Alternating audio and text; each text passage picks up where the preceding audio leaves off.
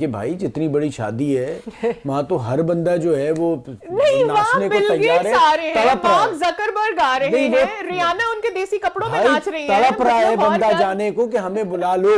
हाँ। ये तो वो वाला है कि मुझे क्यों नहीं बुलाया। हाँ। तो यहाँ पर तो वो वाला है कि भैया अभी बाबर और रिजवान और इनको भी बुलाया जाता तो ये भी मैच छोड़ के चले जाते। एक रियलिटी है।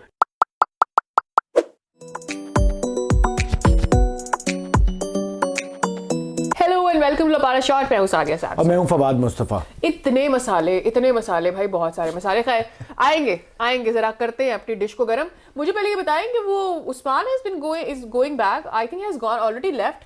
कल बड़ी अच्छी परफॉर्मेंस थी उनकी, कराची से 100 रन बनाए उन्होंने, दूसरी सेंचुरी कर ली पीएसएल के अंदर। But what really happened, why is he going back, why nobody told anybody about this? अच्छा, वो सडनली एकदम से उन्हें जाना पड़ गया, कोई फैमिली इश्यूज हैं, उन्होंने भी नहीं बताना नहीं, मेरे ख्याल में सिचुएशन ऐसी होगी कि वो बस ये पता चला है कि वो गए हैं और अभी ये नहीं पता है कि अगले मैच से पहले वो पहुंच जाएंगे या थोड़ा टाइम लगेगा, ये सब पता चलेगा। लेकिन वो चले गए दुबई वापस। साथ साथ ये मैं आपको बता दूं कि जी दुबई वापस चला गया है पाकिस्तान में पैदा हुआ क्रिकेटर, जो पाकिस्तान में ही कराची में खेला फर्स्ट क्लास क्रिकेट, उसके बाद सेकंड 11 से खेलते रहे लेकिन उन्हें चांस ना मिला, हमने पहले भी बात की थी। फिर एक पीएसएल में 100 कर दिया है और वो प्लेयर जो पाकिस्तान में खेल सकता था, पाकिस्तान से खेल सकता था, वो चला गया है। अच्छा, होता ये कि जब लड़का कुछ जरा सा भी कुछ करता है ना तो बहुत सारी तस्वीरें आ जाती हैं, ये जी हमारे साथ हमने बनाया था, हमारा ये था वो था। अब ये मुझे बताएं कि कोई एक आदमी आएगा कि जिसकी वजह से ये प्लेयर जो है वो पाकिस्तान से चला गया। जाया तो खैर नहीं हुआ, उसके लिए तो बहुत अच्छा हुआ, पाकिस्तान के लिए नुकसान हुआ, वो चला गया, उसके लिए अच्छा हुआ। यूएई से वो 1 साल बाद खेलने के काबिल हो जाएगा, इंटरनेशनल सारी दुनिया में खेल रहा है। तो साथ साथ हुआ ये है कि इसके जाने से और कामयाबी से अब बहुत सारे प्लेयर जो हैं उनको भी एक ऑप्शन नजर आ गया है कि हम भी अगर अच्छे हैं तो हम वही जा सकते हैं। अब पीसीबी के लिए जो है ना एक अलार्मिंग सिचुएशन है। पीसीबी को समझना चाहिए कि पीसीबी अगर यही हरकतें करता रहेगा तो फिर इसी तरह से प्लेयर्स मेरे ख्याल में निकल के जाते रहेंगे। There are lot of options. This also brings me to Haris Rauf वाला मामला।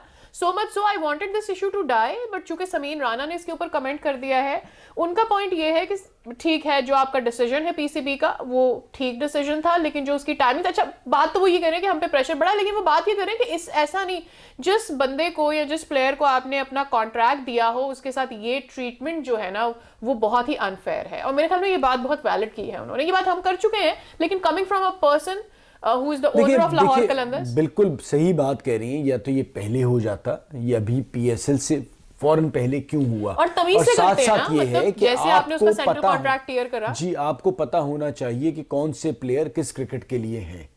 कतई तौर पे वो आदमी रेड बॉल की क्रिकेट के लिए नहीं बना, ठीक है। आपने उसे टेस्ट क्रिकेट भी खिला दी, फर्स्ट क्लास उसने ऑलमोस्ट ना खेलने के बराबर खेली, तो आपने गलत डिसीजन लिया और ये भी गलत डिसीजन आपने अपनी गलती को सुधारने के लिए लिया। तो वो बेवकूफियां हो रही होती हैं। और जो आपने पहले बात की, जैसे उस्मान की खत्म करने से पहले, कि भाई आप अकल पकड़ें, लड़के अब आपको नहीं रुकेंगे। मुझे तो कोई लड़कों का बैकअप नजर नहीं आ रहा। बाबर, रिजवान, साइम, ये 3-4 लड़के, इसी तरह वही इफ्तिखार, आजम और आपका सलमान, आगा सलमान। इसके अलावा तो फिर मैं वापस शोएब मलिक की तरफ जा रहा हूं ना, प्लेयर नजर नहीं आ रहे। मसूद, अब्दुल्ला शफीक, ठीक है ना, बट आपको नए प्लेयर नजर नहीं आ रहे ना। ठीक है, बच्चे एक एक इनिंग खेल के आ रहे हैं, बट कोई प्लेयर नजर नहीं आ रहा कि इनको रिप्लेस कर सके। इसी तरह बॉलिंग में भी इश्यूज हैं, फिटनेस के मसाइल हैं। एहसानुल्लाह वापस नहीं आ पाए, ज्यादा मुझे बॉलिंग में नहीं नजर आ रहा। साद बेग वगैरह ये जो लॉट आ रही है बैटर्स की, बहुत टाइम लगेगा भैया, बहुत टाइम लगेगा। आप इंटरनेशनल लॉट और इसमें फर्क है। ये बच्चे बहुत अच्छे हैं, पोटेंशियल है, लेकिन फिल वक्त फौरन तैयार नहीं है। True that. आप इंडिया ने जैसे तैयार कर लिया, आपके पास तैयार नहीं है कि आप अगर इन 3-4 को बिठा दें आप क्या करेंगे। तो ये एक बहुत बड़ा मसला है जिसपे बहुत तेजी से काम करना पड़ेगा। और लड़कों के लिए अपॉर्चुनिटी आ रही है, पूरी दुनिया में क्रिकेट खुल गई है।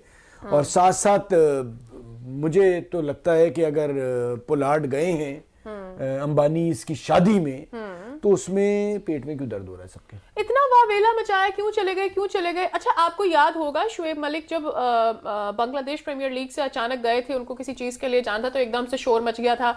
उधर इंडिया में भी बहुत शोर मचा कि जी उनका कॉन्ट्रैक्ट जो है वो खत्म कर दिया गया है अचानक, और ये हो गया था, और स्पॉट फिक्सिंग और वो लगा दिया उसके ऊपर बगैर जाने। ऐसे ही अब सारे पोलार्ड के ऊपर चढ़ दौड़े हैं कि जी वो वहां क्यों चला गया। भाई उसने पहले बताया होगा कि इनविटेशन ऐसा नहीं था कि फोन किया अंबानी ने कि कल हमारी यहाँ शादी हो रही है, आप प्लीज आ जाइए।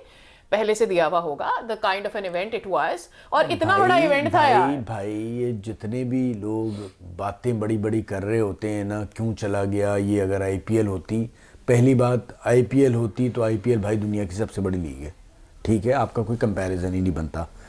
पोलार्ड तो उनके खेलने के काबिल नहीं है, वहाँ कोचिंग में आ गया, और हमारी यहाँ जो है हमारा प्लेटिनम प्लेयर है, हमारी बदकिस्मती आप कह लें या जो भी कह लें। साथ साथ बात ये है कि भाई जितनी बड़ी शादी है वहाँ तो हर बंदा जो है वो नाचने को तैयार है, तड़प रहा है, जकरबर्ग आ रहे हैं, रियाना उनके देसी कपड़ों में नाच रही है, तड़प रहा है बंदा जाने को कि हमें बुला लो।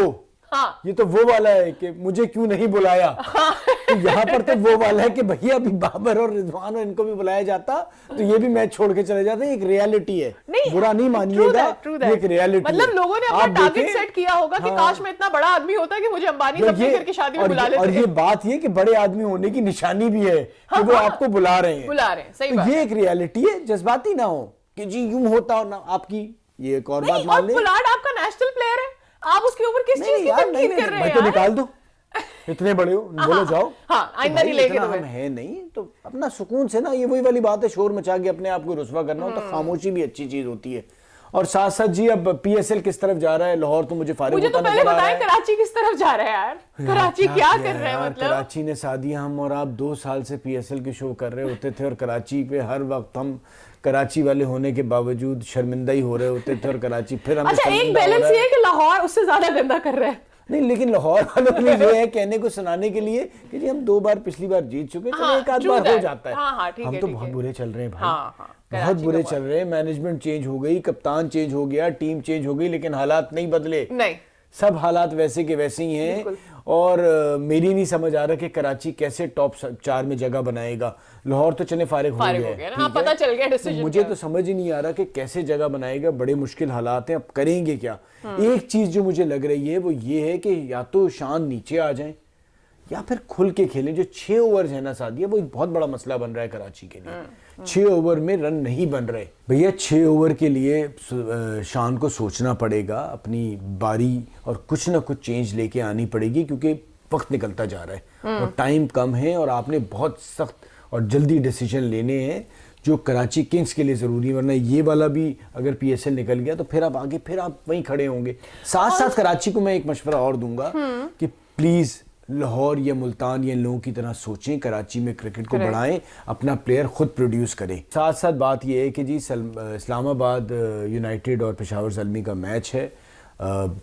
इस्लामाबाद में हमेशा ज़्यादा रन्स बने हैं और तो थोड़ी सी बारिश रही है, और इस्लामाबाद यूनाइटेड फॉर्म में भी आया है, पिछला मैच बड़ा अच्छा खेला है। ज़ाल्मी भी अच्छी क्रिकेट खेल रहा है। आप अपनी टीम बता दें, मैं अपनी टीम बता दूं, और उसके बाद हम फिर इजाज़त चाहें।